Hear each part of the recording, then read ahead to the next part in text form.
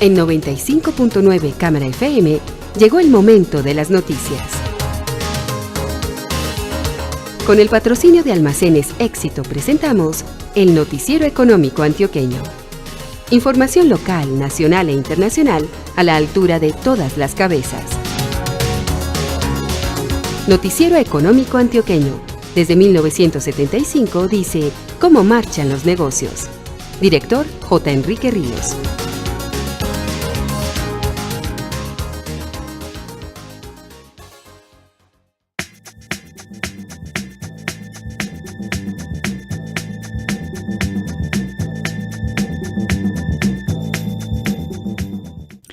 Muy buenos días, sea usted bienvenido a la edición de fin de semana. Hoy es sábado 14 de julio de 2018, es el Día Nacional de Francia.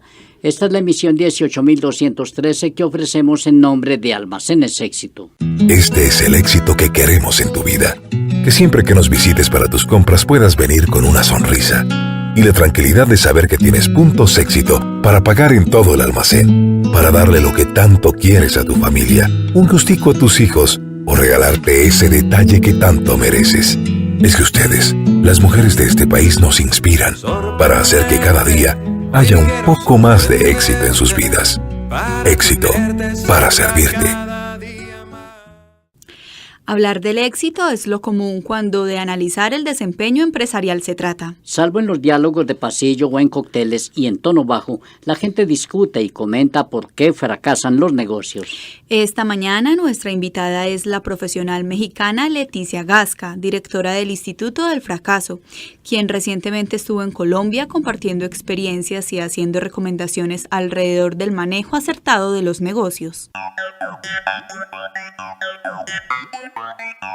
Al nacer, un negocio tiene más probabilidades de fracasar que de tener éxito.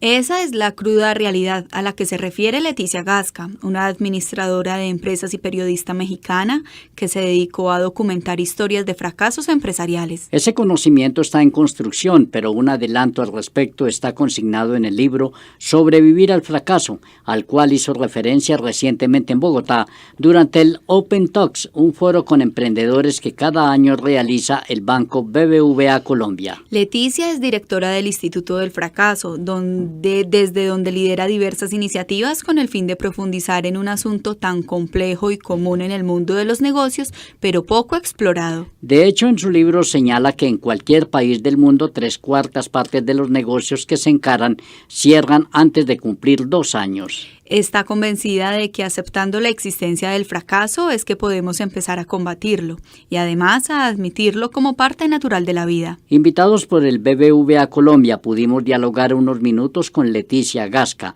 conocer el origen de su inquietud e identificar en qué ha consistido el trabajo que lidera desde el Instituto del Fracaso, los propósitos, proyectos y avances.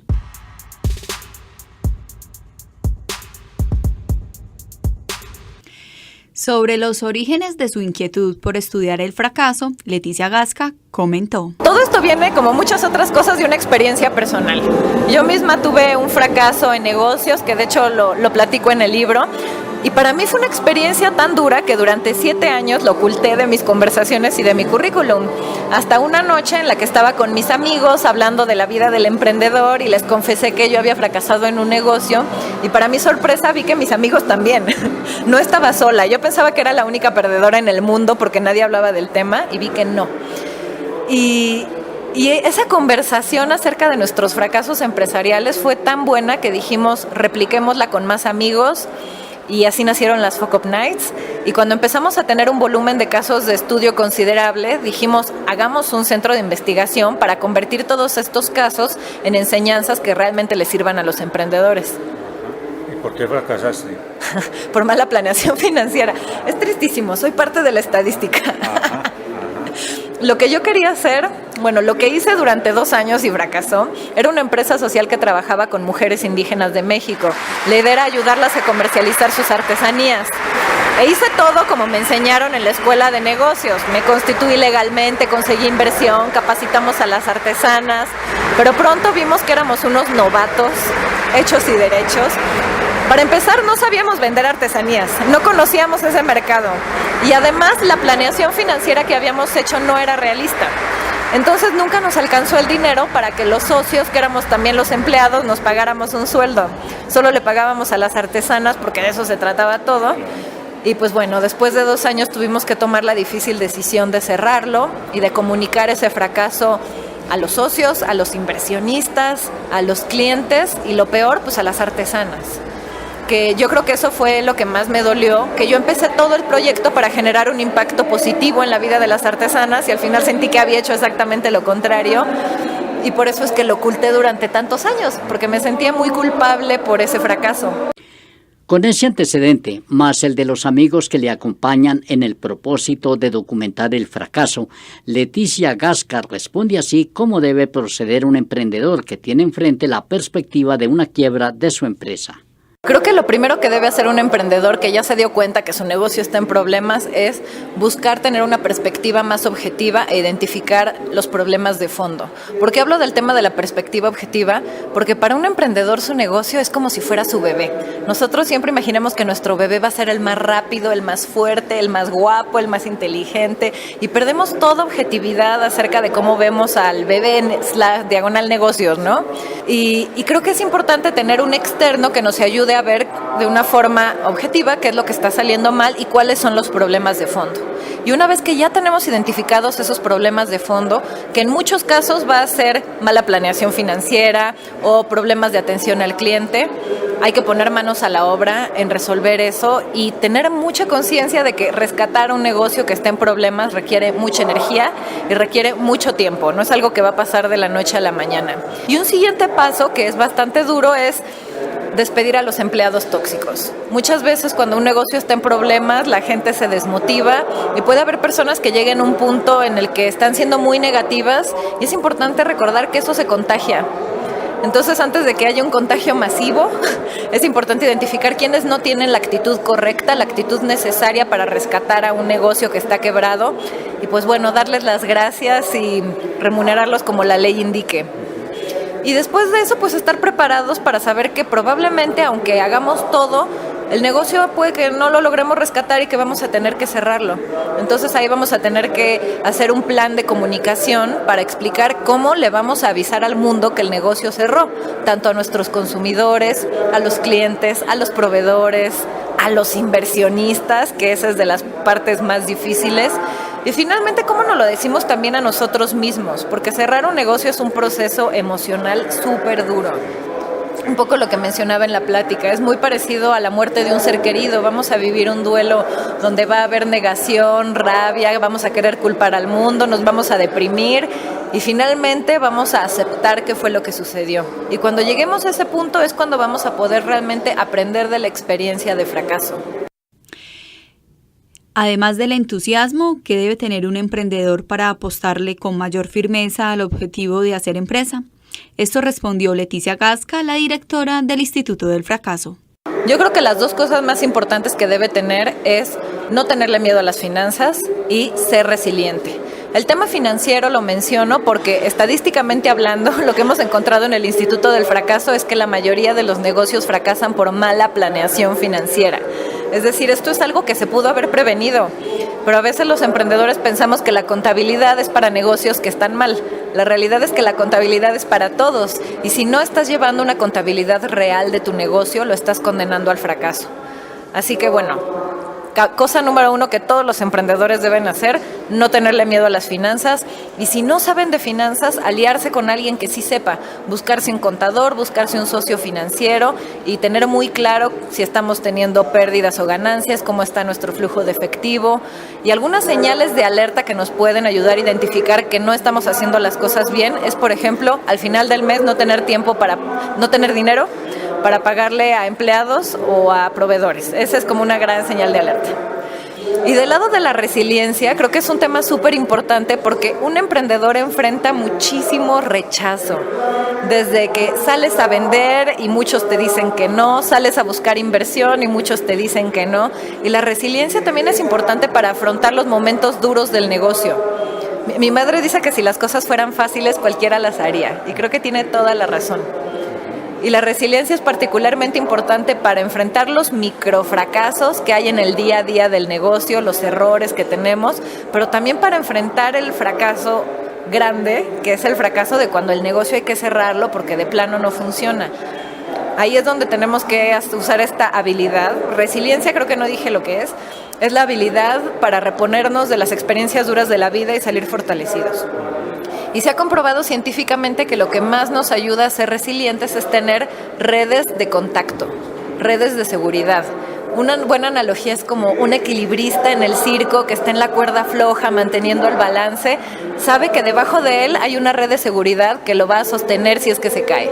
Creo que los emprendedores tenemos que construir esas mismas redes de amigos que idealmente que también sean emprendedores para que entiendan lo que estamos viviendo, que sean personas de confianza con quienes podamos hablar de nuestros miedos, nuestras preocupaciones, de lo que sentimos porque estamos cerrando el negocio, porque eso nos va a ayudar, 1, a recuperarnos más fácilmente, 2, a compartir los aprendizajes y 3, a crear otro negocio, que al final creo que esa es la garra emprendedora, ¿no? Reponerse y poner otro. En este momento, el Instituto del Fracaso está haciendo un estudio en los 4 países de la Alianza del Pacífico y al respecto, esto explicó su directora Leticia Gasca. Pues en este momento el estudio que estamos haciendo busca identificar la dinámica de fracaso en los 4 países de la Alianza del Pacífico, es decir, México, Colombia, Chile y Perú. En este momento estamos en periodo de recolección de datos. Lo que vamos a hacer es, con toda la información que recopilemos de los 4 países, vamos a generar 2 productos. Uno va a ser un reporte de investigación con los resultados, donde veremos cuáles son las causas más comunes, dependiendo de la región, de la industria, cómo prevenir el fracaso. Y además vamos a generar un cuestionario que cualquier emprendedor va a poder responder en línea, ya sea un emprendedor con un negocio activo, un negocio que cerró, no importa. Y ese cuestionario le va a permitir hacer un diagnóstico acerca de cuáles son los puntos débiles por los que su negocio podría fracasar y le va a sugerir herramientas para prevenir ese fracaso. Por ejemplo, si en el cuestionario diagnóstico vemos que un emprendedor tiene como punto débil el tema de formar un equipo diverso donde haya diferentes tipos de habilidades, lo vamos a sugerir herramientas para que aprenda a hacerlo, que pueden ser desde cursos en línea, consultores, aceleradoras de empresas, y todo esto enfocando en las diferentes regiones de los 4 países. Aunque el trabajo apenas comienza, ya hay algunas conclusiones. Mira, algo que ya hemos encontrado es que la mayoría de los negocios fracasan por cosas prevenibles, es decir, mala planeación financiera, mala planeación del negocio, no identificar correctamente al mercado o problemas entre los socios. Que todas son cosas que con un poco más de atención de parte del emprendedor se podrían prevenir. Y otra cosa que hemos encontrado es que las mujeres y los hombres reaccionamos de forma diferente ante el fracaso, que eso a mí me sorprendió muchísimo. La reacción más común entre los hombres, esto a nivel global, es crear un nuevo negocio antes de un año, o sea, cierra el negocio y antes de un año crean otro negocio, pero en un sector diferente. Mientras que las mujeres en su mayoría deciden buscar un empleo y posponer hacia el futuro la creación de un negocio. Nuestra hipótesis es que esto se debe a que las mujeres sufrimos más del síndrome del impostor, es decir, que no nos la creemos, como que sentimos que nos falta algo más para ser una buena emprendedora, aunque en muchos casos ya tienen todo, solo les hace falta agarrar valor y lanzarse a poner el negocio. Mientras que los hombres tienden a sentir que tienen los conocimientos suficientes, solo hace falta ponerlos en práctica en otro lugar con mejor suerte. Y también hemos encontrado diferencias regionales acerca de cómo nos enfrentamos al fracaso. Por ejemplo, en el continente americano, la reacción más común es regresar a estudiar, ya sea cursos en línea, volver a la escuela, buscar aprender en YouTube. Y en Europa, la reacción más común es ir a terapia, buscar un terapeuta. No sabemos cuál es la mejor reacción, pero es algo que nos interesa estudiar. Perú, México, Chile y Colombia, los países de la Alianza del Pacífico que son objeto de estudio alrededor del fracaso en los negocios, tienen mejores indicadores que los demás en la región latinoamericana, resaltó Leticia Gasca. Creo que de hecho somos de los países de América Latina que estamos teniendo mejor desempeño. La tasa de supervivencia en los 4 países es más o menos la misma, de 2 años en promedio en las empresas. Hay países como en Argentina, donde las empresas en promedio viven solo 1 año, que tiene todo que ver con el contexto de crisis económica que se vive en Argentina, desde luego. Algo que sí es muy importante ver en estos 4 países es que la tecnología no avance a un ritmo más rápido que el de los negocios. Es decir, en estos países donde ya se están creando una gran cantidad de negocios, es importante que los emprendedores se mantengan actualizados. ¿Por qué digo esto? Porque cada vez más escuchamos casos de estos 4 países de negocios que fracasaron porque no pudieron seguirle el ritmo a la tecnología, o porque no se dieron cuenta que en realidad ellos podían vender mucho más en una tienda en línea que tenía costos operativos menores y seguían pagando una renta carísima para tener un local con una tienda. Creo que esa es parte de mi diagnóstico, que ya que vamos por buen camino, hay que continuar por ese buen camino y recordar la importancia que tiene la tecnología para que los negocios no fracasen. ¿Y qué recomendarles a quienes deciden crear empresa y tienen el sueño de consolidar un emprendimiento? Creo que número 1, hacer investigación previa, ver si alguien antes ya intentó implementar esa idea y cómo le fue. Si le fue bien, preguntarnos si le podemos competir o no. Si le fue mal, entender qué fue lo que hicieron mal y si nosotros podemos evitar cometer esos mismos errores. Y si nunca nadie ha hecho esa idea de negocio, ver por qué. A lo mejor es porque hay restricciones legales, la tecnología aún no permite que se implemente la idea, o a lo mejor la idea de negocio es tan innovadora que nadie lo ha hecho antes. Un segundo paso sería validar que la idea de negocio realmente aporta valor al mercado. Para esto se pueden hacer diferentes prototipos y experimentos que pueden ser desde hacer un prototipo en cartón y salir al mercado a preguntarle si esto de verdad te sirve, cuánto pagarías por eso. Eso nos puede dar mucha luz. O cosas más aterrizadas. A mí en particular lo que más me gusta es hacer uso de campañas de fondeo colectivo o crowdfunding a través de plataformas como Indiegogo, Kickstarter, Ideame. Seguro hay un montón más que no se me estoy acordando. Lo que me gusta de esta forma de validar ideas de negocio es que la gente te demuestra que le interesa tu producto y te lo demuestra con su dinero. Es decir, esa es una prueba muy real de que tu producto hace sentido. Y después de eso creo que es muy importante pasar por etapas de iteración y aprendizaje. Si ya llegamos hasta ese punto en el que dijimos sí vale la pena seguir adelante con esto, no por eso hay que dejar de aprender y de poner atención en que el mercado está cambiando y que nuestro producto no es perfecto, siempre se puede mejorar. En la mira de Leticia está conseguir el éxito hablando del fracaso. Celebra ya que en cerca de 100 ciudades se está hablando del fracaso, pero las metas van más allá. Pues yo esperaría 2 cosas. La primera es que tengamos más claro que el fracaso es parte del camino. A veces cuando uno va a un evento de emprendedores, todo el mundo te cuenta que está creciendo y levantando inversión y contratando gente. Y dices, ¿de verdad a todos les va tan bien? ¿Soy la única persona a la que no le va tan bien? Y no, más bien están como no siendo muy honestos. Creo que eso es lo primero que esperaría, que haya un panorama más realista de lo que implica poner un negocio. Y número 2, que los emprendedores tengan herramientas para identificar por qué su negocio puede fracasar, para identificar sus riesgos y prevenirlos. Es Leticia Gasca, directora del Instituto del Fracaso. Mañana domingo conversaremos con Enric Corbera, creador del método de bioneuroemoción. Un feliz día. EPM Informa. Es importante que estés informado sobre la situación que se viene presentando en el proyecto hidroeléctrico Ituango. Por eso te invitamos a buscar información oficial y actualizada a través de los medios de comunicación y las redes sociales de las autoridades locales, el DAPART, EPM y el sitio web www.epm.com.co. Para comunicarte con el proyecto y obtener una mayor información, llama a la línea gratuita 018 413 825.